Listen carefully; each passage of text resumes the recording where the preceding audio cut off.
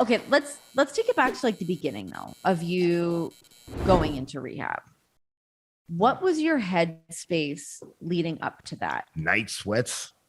The night sweats are You've the seen the after night effect. sweats. The night sweats are I've never seen anything Crazy like night it in my sweats, life. crazy nightmares. My chemicals are all imbalanced. Yeah. Wacky mood swings. You can attest to all that. You know. True. So Yeah, when I no, say it it's- hasn't been easy, like the not drinking part is easy.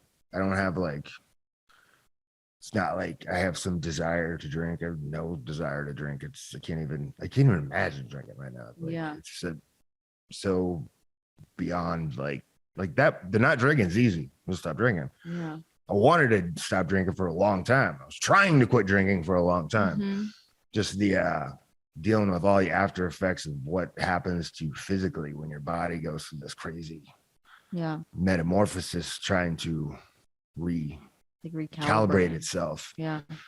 Has not been easy, So, and I'm on national television while I'm going through these problems, it's actually so it's like in front of everybody. It sucks. I mean, a lot of people in my position would have been would have stayed in rehab a lot longer, would have stayed in hiding a lot longer. I was 3 months later. I'm sure like a lot of the people there, like the doctors or therapists or whoever, were probably like, the one therapist chick I had straight up told me to retire.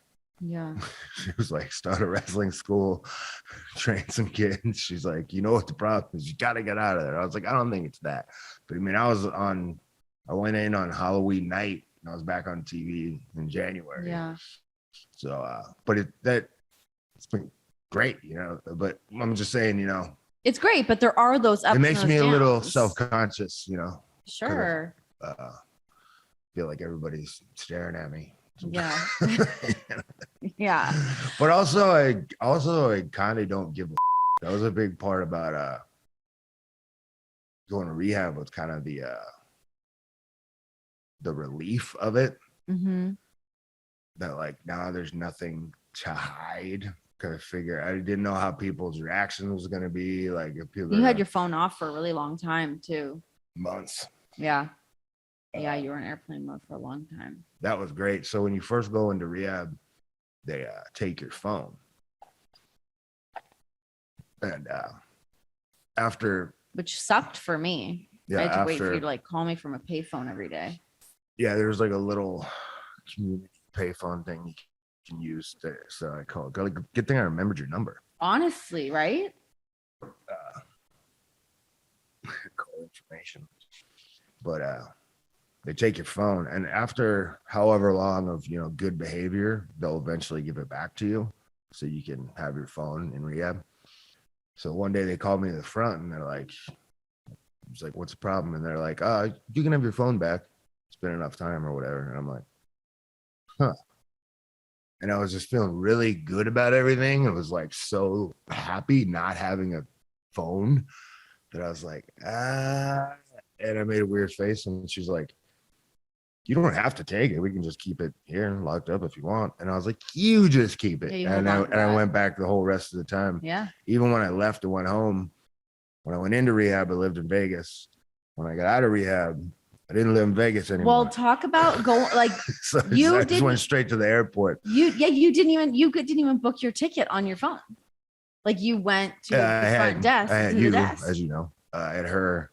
Did I book your flight? Yeah, I had her book me a ticket. Good memory on me. And I just went to the airport. Yeah, I just went to the airport, old school, with my ID and no phone. I had my phone, but I turned it off. Even when I got out, I didn't turn on my phone, and I didn't turn it on for a long time. And I realized like how great it feels. The freedom, like the air is sweeter, sounds and sights and everything are better. Like, and you don't have a TV. Maybe some rehabs do.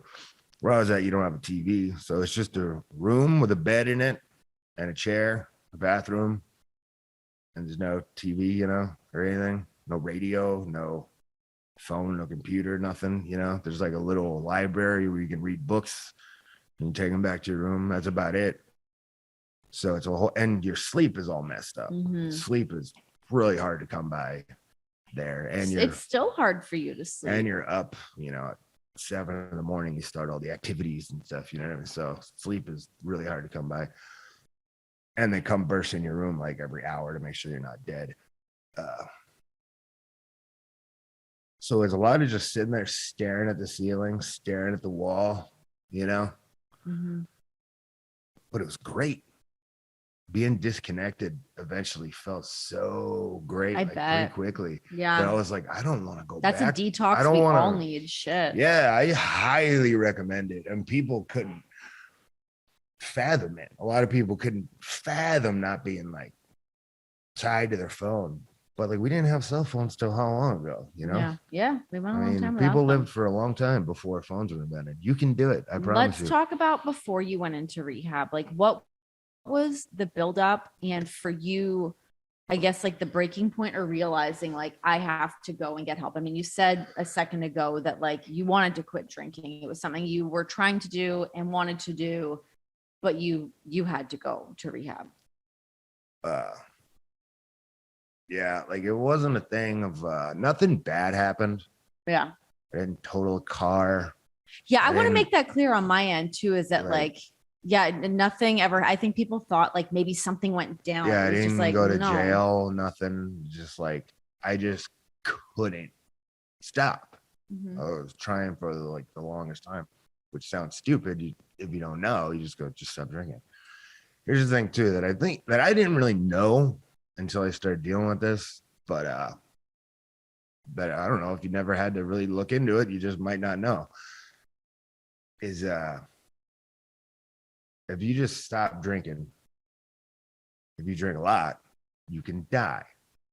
So the first problems that were like the whole like I mean, I've always drank. Yeah. Drink beer all night back in the day, whatever. Friggin' wake up, sleep 2 hours, go out, wrestle 25 minutes that Oh, you were night. like a high functioning alcoholic. Yeah. Yeah, I'll just after the show, just get up. You know what I mean? Wake up the Yeah, next you wake up the just next fall morning, sweat it out. asleep Never yeah. had any problems. Yeah. Yeah. At And some- like the nicest drunk person too, like just like sweet and chatty, just want to hang out. Yeah. At some point, especially the first time I tried to stop, and I was experiencing for the first time alcohol, at least that I remember, alcohol withdrawal, which is as bad as withdrawal from just about anything, and it's dangerous and a lot more dangerous in a lot of ways. The first thing that they told me this, and that they're like, yeah, just quitting drinking cold turkey, at a certain threshold, which I was at, it's the worst thing you can do. It's the most dangerous thing you can do. You can just go into cardiac arrest and die. Or what's really common is you have seizures. Yeah. And something really bad can happen from that. That's what happened to Cass. Mm-hmm. Is 12 hours without alcohol in the system, get seizure. So it's like, so I was really worried about that. I was terrified of that for the longest time. So the feeling of it is like, it's like crushing physical anxiety. Like you're like, if you look, you don't tell when it's there. I'm like, not anxiety, like you're nervous about something, like the physical feeling of anxiety, like your breathing's messed up, like you're like twitchy, like they call it the shakes, because you're literally like shaking. And there are times to be like a TV, and I feel like people are gonna think that I'm like on drugs because I'm sober, right? So a lot of times I'd be talking to people or doing whatever, I like have a little shot or a little flash or whatever just to mellow out, just to be normal, because I'd be like, people are gonna think that I'm on crack right now just because I'm sober, you know what I mean? Yeah. So like it was like, so I was leveling myself out for like the longest time, and that gets really tiring. Yeah. And so like every night, especially like TVs, was like the longest days because I'd be having this like horrible like alcohol withdrawal at TV, and I'm just terrified that I'm gonna have I was terrified I was gonna have a seizure on live TV or on a plane. And like the plane would have to land. It makes me sick to think So to about avoid that happening on a plane, I would never be at an airport on a plane without being nicely buzzed. Yeah. Like, but a lot of times I'd be like, if I didn't have time to like hit the bar before I get on the plane, or it's like morning, or the bars are closed, or something, whatever.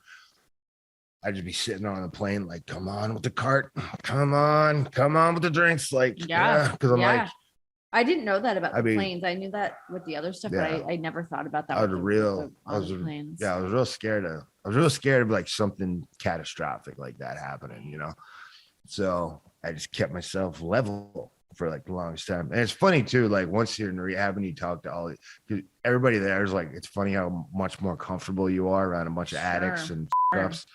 Because everybody's like, oh, you think that's bad? Like the story you're most embarrassed about. You think that's bad.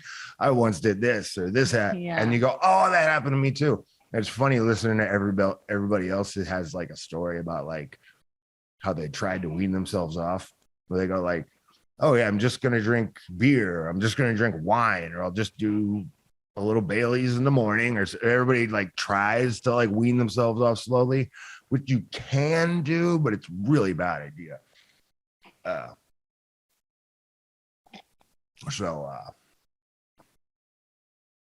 Smoked a lot of cigarettes in rehab.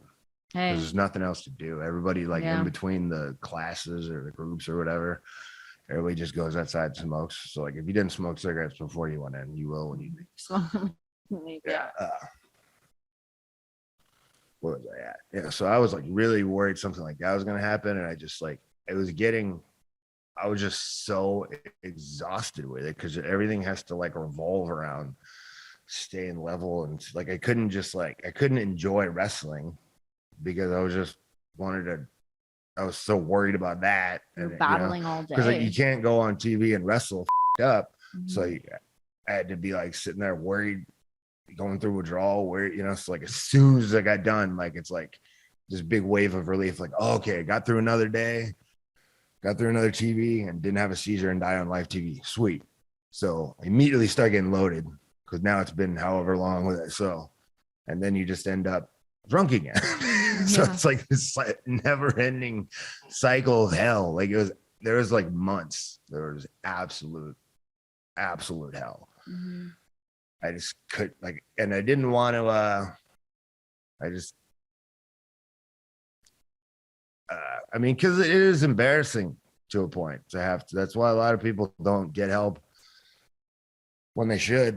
Yeah. Because you have to admit that, like, look, I really up. Because it is embarrassing to a point. Like, I'm such an idiot and so stupid. I drank myself into it.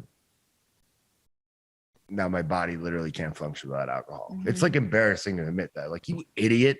Right. How'd you not know that was going to happen? It says on the bottle, enjoy responsibly. Happens, like the gradual build of it over time. And like, it's obviously such a thing that's so prevalent in pro wrestling. It's prevalent in tons of other sports and entertainment, all of those things. But it's like, you get it. I mean, when I worked with WWE, I was drinking a shit ton just because kind of the thing that you do. You drink at the airport, you drink on the plane, you drink when you get to the hotel, you drink after the show. Like, it's constantly this cycle that just never ends. And that's coming from me, who's not taking any bumps at all. Like, I'm not dealing with the physical pain on top of that.